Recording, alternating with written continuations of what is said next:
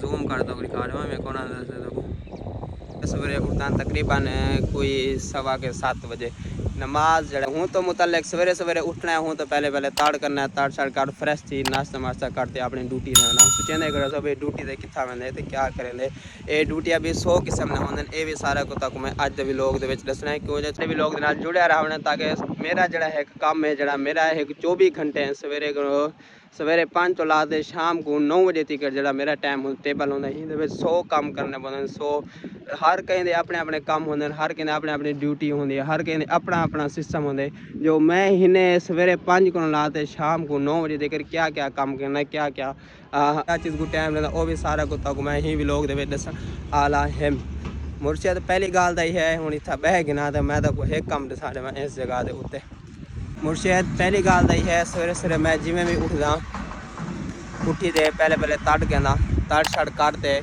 ताड़ छड़ करते वाला जो नाश्ता किया नाश्ता वास्ता कर वर्दी शर्दी ओके करते उन तो बाद मैं अपने शूज़ पॉलिश कर ओके हर चीज़ ओके करते वाला मैं निकलना ड्यूटी से तो सोचे नहीं वैसा भाई ड्यूटी क्या चीज़ की करेंगे कितना करेंगे क्या काम करेंगे जड़ी हिंदी ड्यूटी लगी पी है भाई जान तो मैं ये चीज़ यही वास्ते दसना पाया कहना पाया जो भाई तुम आखिर पे भाई कितना मेरे काम थे क्या काम करेंगे क्या गाल है क्या बात है तो मैं सारे को पहले वो सामने देखो मेरी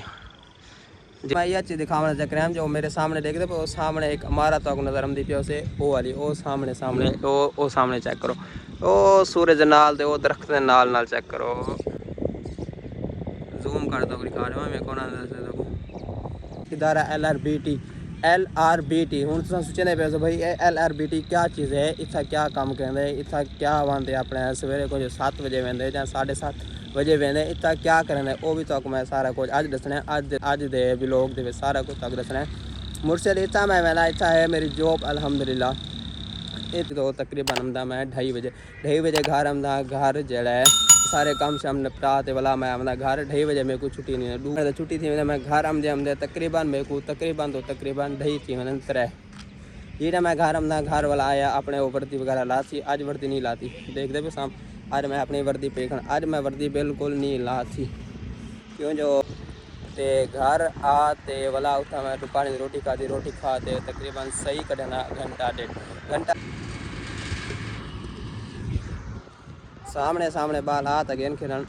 अच्छा मुर्शिद मैं तो कुछ गाल सुना पाया जो मैं उठो जिमें भी 2:30 बजे फारग थी अमदा मैं घर नाश्ता रोटी खमदा रोटी खा दे तकरीबन घंटा या 1.5 घंटा मैं रेस्ट करना हूँ तो बाद ब्याह एक दू जड़े काम रोज़ाना नवे काम आमदे ना नंबर दे दूजे नंबर ते मैं रोटी खा दे रोटी छोटी खा चाह शाह पीना वाला चाह पीना चाह शाह पीते वाला घरों जड़ा रेस्ट मैस्ट करते वाला ची गया बाहर वाला देख दूँ बाहर दे क्या माहौल है क्या हाल वाल है कुछ दोस्त की कॉल आ गई तो होंगे कोल भी बनना पौंदे हूँ तो बाद वाला मैं घर आया रोटी छोटी खा दे वाला बाहर निकल गया बाहर एक दोस्त की दुकान है हूँ तो उत्ते किन्ना बह गया या उत्था जड़ा है टाइम पास कर गया वाला हूँ तो बाद तकरीबन वाला टाइम बच में 5 5:30 बंदे हूँ तो बाद मैं अपना व्लॉग शुरू करना रहा वाला निकल गया बाहर वीडियोस वगैरह बनाया व्लॉग श्लॉग बनाया हूँ तो बाद तकरीबन वाला 7 तो 7:30 बजे 7:30 का टाइम थी मतलब हूँ तो बाद वाला जरा घर आया घर आते और जो वीडियो व्लॉग वगैरह बनाना वाला हूँ एडिटिंग करना पौंदे मुर्शिद वाला हूँ होते तकरीबन घंटा 1.5 घंटा होते लगते जरा व्लॉग एडिटिंग करें अच्छा वो व्लॉग एडिटिंग करते वाला हूँ को हर चीज़ों के करते वाला वो तकरीबन मैं शाम को करना रहा 9 बजे अपलोड करना पौंदे रात को 9 बजे वाला मैं अपना व्लॉग जड़ा है वो कर देना एडिटिंग ये सामने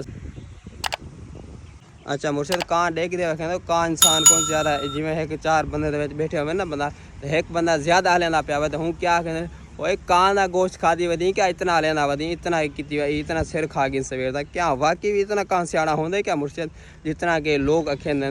या अगे दे जेडे बुजुर्ग हैं वो आखेंदे या तुसा तुआरी क्या रहे अज मुर्शिद देख दो कां इतना स्याणा है क्या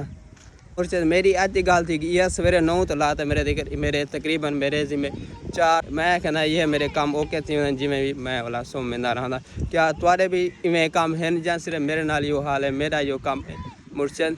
अपनी राय जरा कमेंट में जरूर दसना है बाकी अज का